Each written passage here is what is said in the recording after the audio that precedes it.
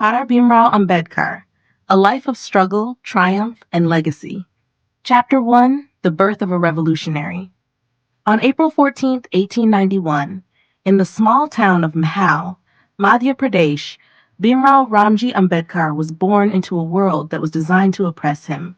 He was the 14th child of Ramji Maloji Sakpal and Bhimabai, belonging to the Mahar caste, considered untouchable in the rigid caste system of India.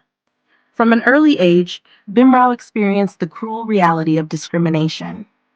At school, he was not allowed to sit with upper caste students.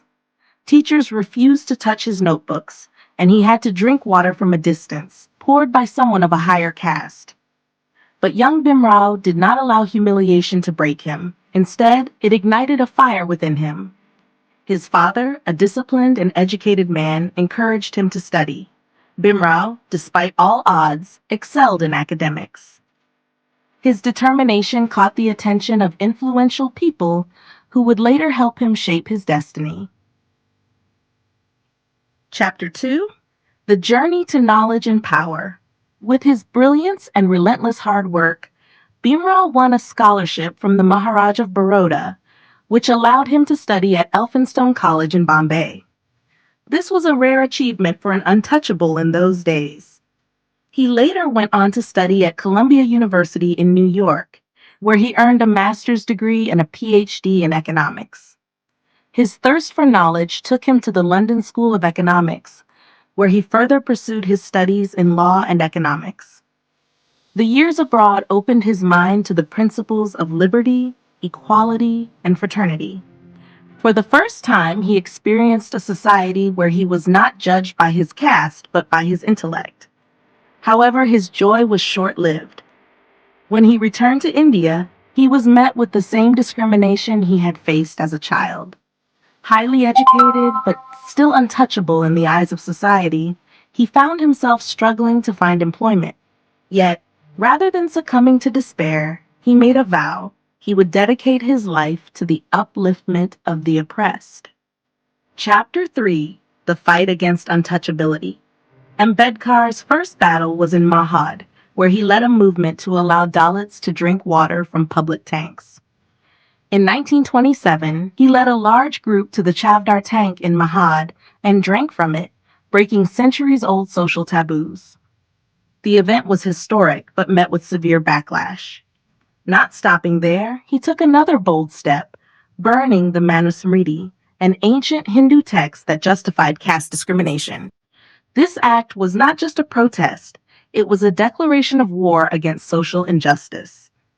His activism gained momentum, and in 1930, he led the Kalaram Temple entry movement, demanding equal rights for Dalits to enter Hindu temples. These movements shook the foundations of the caste system, making Ambedkar a national leader of the oppressed. Chapter 4, The Clash with Gandhi and the Pune Pact. In 1932, the British government announced the Communal Award, which granted separate electorates for Dalits. Ambedkar welcomed it, as he believed it would give his people real political power. However, Mahatma Gandhi opposed the decision, fearing it would divide Hindu society. Gandhi went on a hunger strike against the separate electorates, putting Ambedkar in a moral and political dilemma. After intense negotiations, the Pune Pact was signed, wherein Dalits were given reserved seats in the legislature, but under a joint electorate system. Ambedkar was disappointed but accepted the pact for the greater good. Chapter 5, Architect of the Indian Constitution. After India gained independence in 1947, Ambedkar was appointed as the chairman of the drafting committee of the Indian Constitution. This was a defining moment in his life.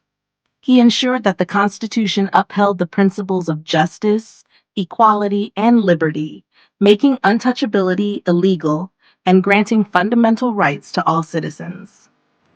Despite his crucial role in shaping India's democracy, he faced constant resistance from conservative politicians. But Ambedkar did not back down. He fought for the Hindu Code Bill, advocating for women's rights, divorce rights, and property rights.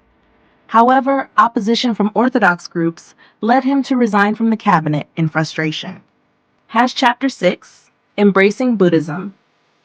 Deeply disillusioned with Hinduism's caste system, Ambedkar took a historic step on October 14, 1956. He, along with 500,000 followers, converted to Buddhism in Nagpur, rejecting Hinduism altogether. This was not just a religious decision, it was a political statement, a final rejection of a system that had oppressed Dalits for centuries. Ambedkar spent his last years writing The Buddha and His Dhamma, explaining his reasons for choosing Buddhism and encouraging others to follow the path of wisdom and equality.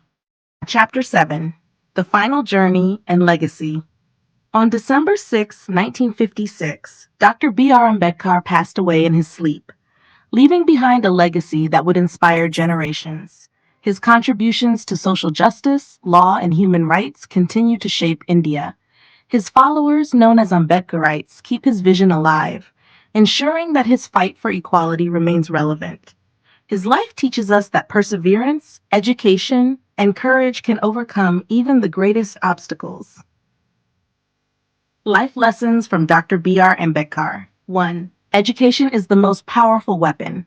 Despite all odds, Ambedkar pursued knowledge, proving that education is the key to empowerment. 2. Stand for justice, even if you stand alone. He challenged deep-rooted societal norms without fear. 3. Perseverance leads to change. His fight for Dalit rights was long and difficult, but he never gave up. 4. True leadership is about service. Ambedkar dedicated his life to uplifting the oppressed rather than seeking personal gain. 5. Courage to break barriers. He embraced Buddhism when Hinduism denied him dignity, showing that one must not be afraid to make bold choices. Dr. B.R. Ambedkar's life is a testament to the power of resilience and the pursuit of justice. His dream of an equal society remains a guiding force for millions even today.